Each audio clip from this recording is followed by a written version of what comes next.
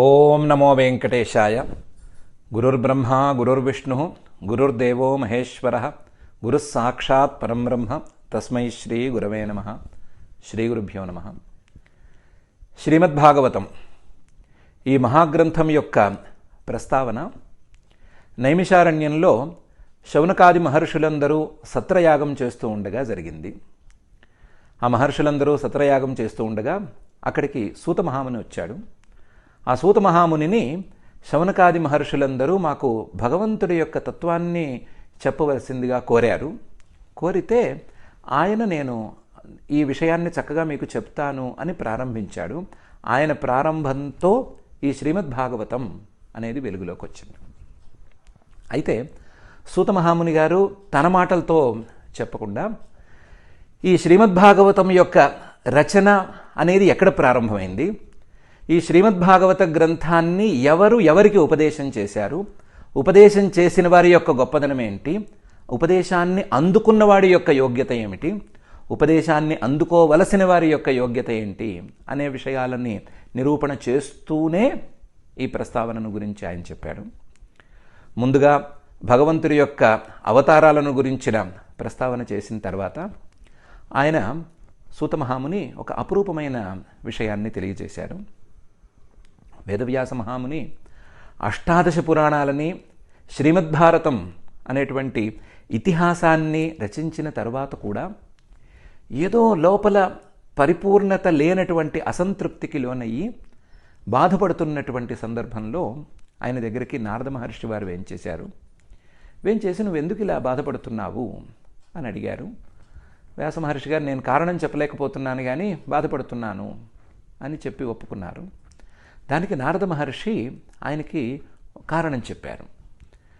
నీవు చాలా రచనలు చేశావు కానీ భగవంతుడి యొక్క తత్వాన్ని విపులంగా తెలియచేసేటువంటి రచన చేయలేదు. భగవత్తత్వమే ప్రధానంగా ఉండేటువంటి రచనను ఇంతవరకు చేయలేదు. అందువల్ల నీలో అపరితోషం అనేది మిగిలిపోయింది, అసంతృప్తి అనేది పెరిగిపోయింది. అందువల్ల ఇలా ఉన్నావు. భగవంతుడి యొక్క తత్వాన్ని నువ్వు తెలియచేసేంత వరకు, అలా తెలియచేసేందుకు వీలుగా ఆ తత్వాన్ని నువ్వు భావన చేసేంత వరకు నీలో ఈ అపరిపూర్ణత అనేది ఉంటూనే ఉంటుంది అని చెప్పారు. చెప్పి తాను భగవత్తత్వాన్ని అందుకోవటానికి 2 జన్మల పాటు ఎంత ప్రయత్నం చేశాను అనే విషయాన్ని వివరంగా చెప్పారు. తన పూర్వజన్మ వృత్తాంతాన్ని తనే నారద మహర్షే వేదవ్యాస మహర్షికి చెప్పారు.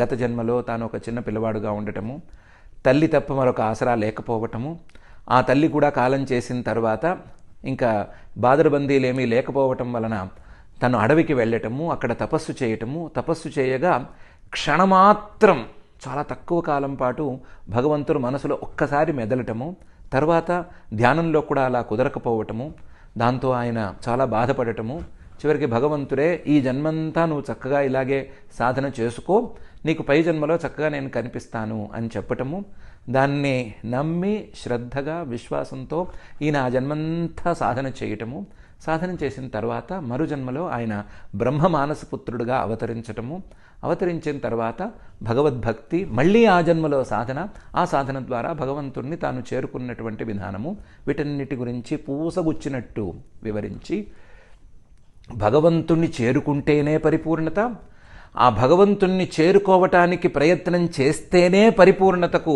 మార్గాన్ని అందుకున్నట్లు, లేకపోతే పరిపూర్ణత అనేది దక్కనట్లే, ఆ పరిపూర్ణత లేనంత వరకు అపరితోషం, అసంతోషం, అసంతృప్తి అనేది మిగిలిపోతుంది అనే విషయాన్ని నిక్కచ్చిగా చెప్పారు.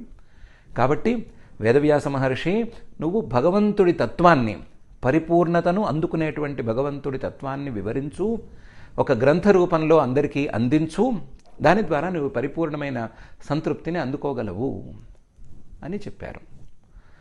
ఈ చెప్పటమే పరిపూర్ణత, పరిపూర్ణతకు మూల కారణమైనటువంటి భగవత్తత్వము, ఆ భగవత్తత్వాన్ని అందుకునేందుకు చేసే ప్రయత్నము, దీన్ని గురించి చెప్పటమే భాగవత గ్రంథం యొక్క నాంది అని మనం చెప్పుకోవచ్చు.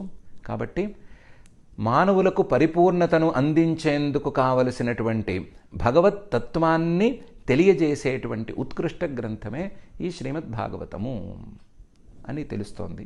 కాబట్టి మనమందరము మన పరిపూర్ణతను అందుకోవటం కోసమై ఈ శ్రీమద్ భాగవతం అనేటువంటి గ్రంథాన్ని చక్కగా అధ్యయనం చేసుకుని ఈ అధ్యయనం ద్వారా భగవత్ తత్వాన్ని అందుకునేందుకు దారులను మనమే సరిచూసుకుని పరిపూర్ణతను అందే ప్రయత్నం చేసుకుందాం. ఓం నమో వెంకటేశాయ.